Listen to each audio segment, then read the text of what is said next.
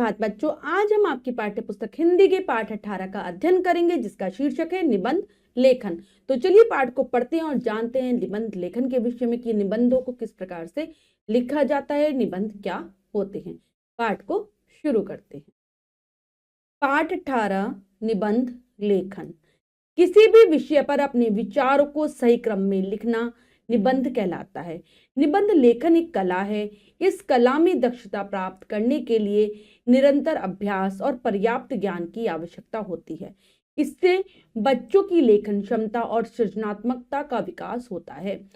तो बच्चों, क्या होता है निबंध? किसी विषय पर अपने विचारों को, जो हमारे मन में उस विषय से संबंधित बातें आती हैं, जब हम उसको सही क्रम में व्यवस्थित तरीके से लिखते हैं तो वही निबंध कहलाता है। ये कला होती है और इसको मतलब कि इस कला में प्रवीणता प्राप्त करने के लिए, दक्षता प्राप्त करने के लिए बराबर आपको इसका अभ्यास करना पड़ता है और उस विषय से संबंधित आपको अच्छे से ज्ञान भी होना चाहिए, तभी आप सही तरीके से निबंध लेखन का कार्य कर पाते हैं। और इससे क्या फायदा होता है? इससे ये फायदा होता है कि बच्चों में लिखने की आदत पड़ती है, जो लेखन क्षमता है ना उनकी और ज्यादा अच्छी हो जाती है और साथ ही साथ उनमें जो सृजनात्मकता, यानी कि वो किसी भी विषय पर अच्छे से सोच सकते हैं, समझ सकते हैं और एक ठीक तरीके से जो व्यवस्थित तरीका होता है वो लेखन का सीख जाते हैं। अब आता है निबंध लिखते समय निम्न बातों का ध्यान रखना चाहिए। जब भी हम निबंध लेखन का कार्य करें बच्चों, तो हमें कुछ बातों का ध्यान रखना होता है और वो बातें हैं, निबंध लिखने से पूर्व उसके विषय की पूर्ण जानकारी प्राप्त कर लेनी चाहिए। जिस भी विषय पर हम निबंध लेखन का कार्य करें उस विषय में हमें जानकारी होनी चाहिए।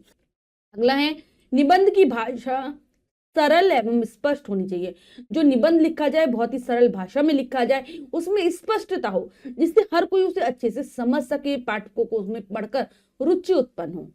निबंध को अनुच्छेदों में बांटकर लिखना चाहिए। निबंध को ये नहीं कि हम लगातार ऐसे ही विस्तार देकर लिखते चले जाएं, हमें उन्हें छोटे छोटे अनुच्छेदों या हम कह सकते हैं पैराग्राफ में बांटकर लिखना चाहिए। निबंध में वर्तनी तथा विराम चिन्हों का प्रयोग सावधानी पूर्वक करना चाहिए। तो हम निबंध लिखते हैं, लिखने का जो तरीका है, मतलब जो लेखन है और जिसको हम वर्तनी कहते हैं, उसमें शुद्धता हो, हम गलतियां ना करें, ज्यादा से ज्यादा शुद्ध लिखने का प्रयास करें और जहां पर भी हम विराम चिन्ह लगाएं वो भी ठीक तरीके से लगाएं, वरना क्या हो जाता है, विराम चिन्ह अगर गलत लगते हैं बच्चों, अर्थ का अनर्थ हो जाता है। ठीक है, जहां हमें अपने वाक्य को समाप्त करना है, अगर मान लो वहां पर हम प्रश्न सूचक चिन्ह लगा दें तो कैसा लगेगा हमारा वाक्य, गलत हो जाएगा। इसलिए विराम चिन्हों का बहुत महत्व है। अब आते हैं, तो बच्चों हम कुछ निबंधों को पढ़ लेते हैं जिससे हमें लेखन कार्य करने में सुविधा रहेगी। पहला हम निबंध पढ़ने जा रहे हैं जो कि है वृक्षारोपण। वृक्ष प्रकृति द्वारा मानव को प्रदत्त अनुपम उपहार है। ये हमारे लिए ही नहीं पशु पक्षियों के लिए भी अति आवश्यक है। तो वृक्षारोपण क्या होता है बच्चों? वृक्षों को लगाना। ठीक है, तो जो पेड़ हैं वो भगवान के द्वारा, प्रकृति के द्वारा दिए गए एक उपहार की तरह है और इसका जो पेड़ों का जो महत्व है हमारे लिए ही नहीं होता, पशु पक्षियों के लिए भी समान रूप से होता है। हम सभी का जीवन वृक्षों पर ही निर्भर है। इसके अभाव में धरती पर जीवन की कल्पना भी नहीं की जा सकती।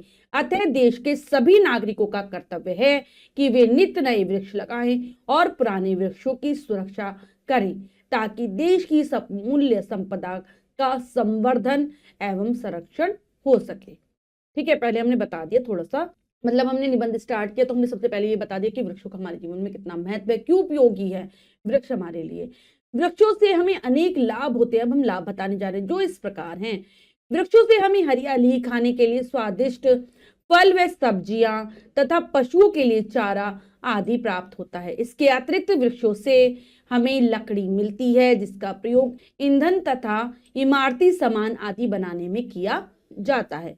वृक्षों से हमारे अनेक उद्योगों को कच्चा माल भी मिलता है। इन उद्योगों में माचिस उद्योग, कागज उद्योग और फर्नीचर उद्योग प्रमुख हैं, जो कि हमें जिनके माध्यम, मतलब कि इन उद्योगों के लिए हमें कच्चे माल की प्राप्ति किससे होती है? वृक्षों से होती है। इन उद्योगों से अनेक परिवारों की आजीविका चलती है। इसके अतिरिक्त औषधि उद्योग को भी वृक्षों से अनेक जड़ी बूटियां मिलती है। ऐसे वृक्षों में यूकेलिप्टस और सिनकोना के वृक्ष प्रमुख हैं। तो इनसे हमें बहुत सारा क्या मिलता है? कच्चा माल, औषधियां मिलती हैं, जो औषधियां मतलब दवाइयों के लिए जड़ी बूटियां भी मिलती है पेड़ों से। वृक्ष पृथ्वी के सौंदर्य को भी बढ़ाते हैं। इनका प्राकृतिक सौंदर्य मस्तिष्क को तरोताजा रखता है और मनुष्य को आंतरिक शक्ति प्रदान करता है। क्या देते हैं हमें वृक्ष? बच्चों, अगर आपने देखा होगा, अगर आप वृक्षों को देखते हैं, उसकी हरियाली को देखते हैं, अगर आप सुबह सुबह कभी सैर करने गए होंगे तो आपने देखा होगा कि वृक्षों को देखकर हमें कितना अच्छा लगता है। ऐसा लगता है कि दिमाग एकदम फ्रेश हो गया है। तो इतना ही नहीं, वृक्ष जलवायु को नियंत्रित करने में भी महत्वपूर्ण भूमिका निभाते हैं। वृक्षों की पत्तियां अधिक मात्रा में जल वाष्प छोड़ती हैं, जिसके कारण वायुमंडल में आर्द्रता आ जाती है तथा गर्म हवाएं ठंडी हो जाती हैं। ये ठंडी हवाएं बादलों को भी ठंडा कर देती हैं और वर्षा करने में सहायक होती हैं। आगे बढ़ेंगे।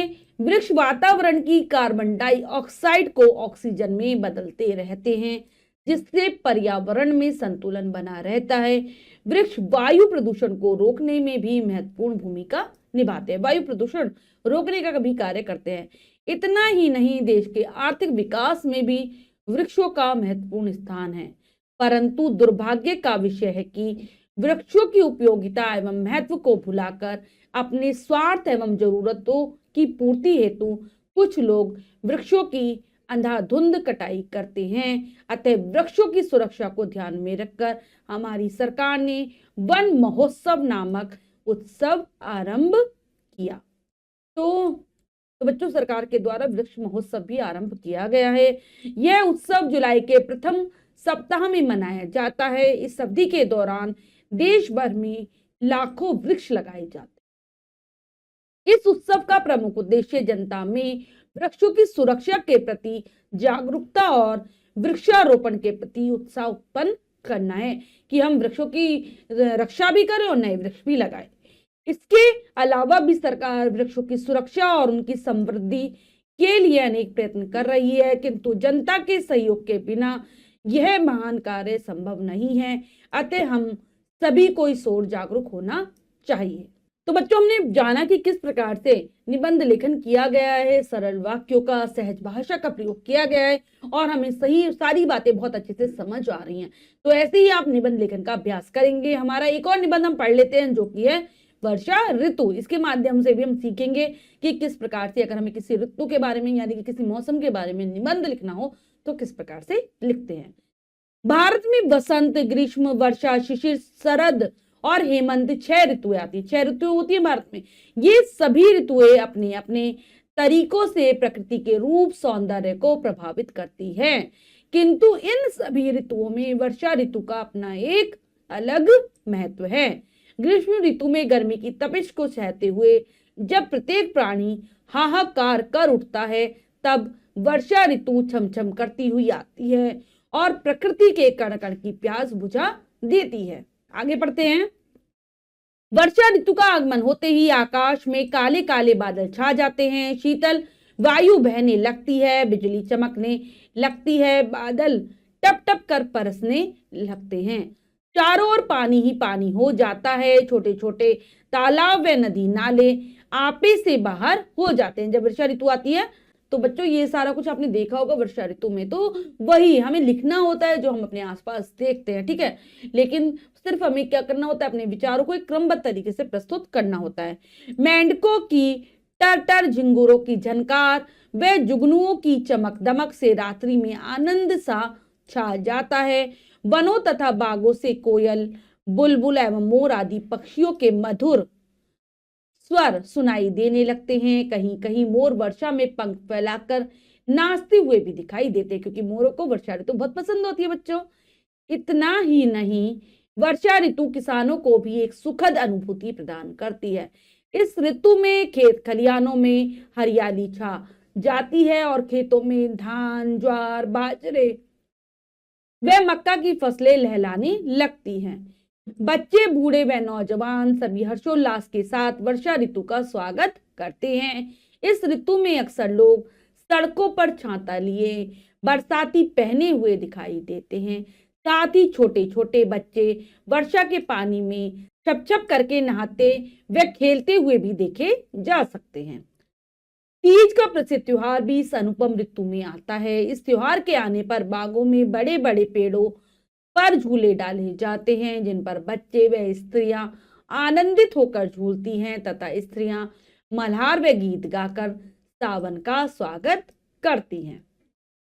वर्षा ऋतु में जहां एक ओर सभी के मन में हर्षोल्लास की लहर दौड़ती हुई दिखाई देती है, वहीं दूसरी ओर इस ऋतु में हमें अनेक कष्टों एवं परेशानियों का सामना भी करना पड़ता है।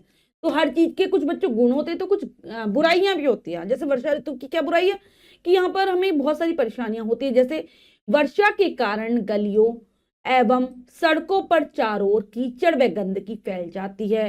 फलस्वरूप मच्छर व अनेक प्रकार के कीट पतंगों की भरमार हो जाती है। यही कारण है कि इस मौसम में डेंगू, मलेरिया तथा हैजा जैसे घातक रोगों का प्रकोप बढ़ जाता है। इतना ही नहीं, कभी कभी वर्षा की अधिकता बाढ़ का कारण बन जाती है, जिससे जनजीवन आदि की बहुत हानि होती है।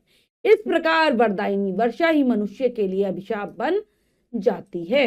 किंतु फिर भी वर्षा ऋतु अत्यंत महत्वपूर्ण व एवं उपयोगी होती है, क्योंकि यही हमें जीवनदायक जल प्रदान करती है तथा गर्मी की तपन बुझाती है। इस ऋतु की उपयोगिता को स्पष्ट करते हुए किसी ने उचित ही कहा है, यदि वसंत ऋतुओं का राजा है तो वर्षा ऋतुओं की रानी है। ऐसा किसी कवि ने कहा है। तो बच्चों, हमने निबंधों को बहुत अच्छे से समझकर पढ़ा है, साथ ही साथ ये बात जानी है कि किस प्रकार से निबंध लेखन का कार्य किया जाता है। वाक्य छोटे हो लेकिन अर्थपूर्ण हो, स्पष्टता हो, भाषा सरल हो। आओ अभ्यास करें। तो बच्चों, यहाँ पर कुछ निबंधों के विषय दिए गए हैं। इन विषयों पर आपको निबंध की रचना करनी है। कार्य स्वयं अपनी अभ्यास पुस्तिका में करना है। एक बार पढ़ देते हैं कौन कौन से विषय हैं। दिए गए विषयों पर निबंध लिखिए। पहला है विज्ञापनों की दुनिया, जो ऐड आते हैं, ठीक है, उनकी उसके बारे में बताना है। फिर है स्वतंत्रता दिवस, हमारा स्वतंत्रता दिवस जो कि मनाया जाता है कब, 15 अगस्त के दिन, उसके बारे में बताएंगे। अनुशासन का महत्व, हमारे जीवन में क्या महत्व है अनुशासन, अनुशासन यानी कि डिसिप्लिन का क्या महत्व। समय का सदुपयोग, हमें समय का किस प्रकार से उपयोग करना चाहिए, क्या महत्व होता है उसका, वो बताएंगे। हमारा त्योहार एक आता है बच्चों रक्षाबंधन, उसके बारे में, और दूसरा आता है होली का त्योहार, इसके बारे में, इन दोनों त्योहारों के बारे में विस्तार पूर्वक बताएं। बच्चों, आज हमने पाठ के माध्यम से जाना कि किस प्रकार से निबंध लेखन का कार्य किया जाता है। हमने निबंधों को भी पढ़ा। आशा करती हूँ आप इस प्रकार से निबंध लेखन का कार्य करेंगे। धीरे धीरे अभ्यास करने से आप उसमें कुशल हो जाएंगे। मिलते हैं अगली कक्षा में नए पाठ के साथ। तब तक के लिए स्वस्थ रहिए, प्रसन्न रहिए। धन्यवाद।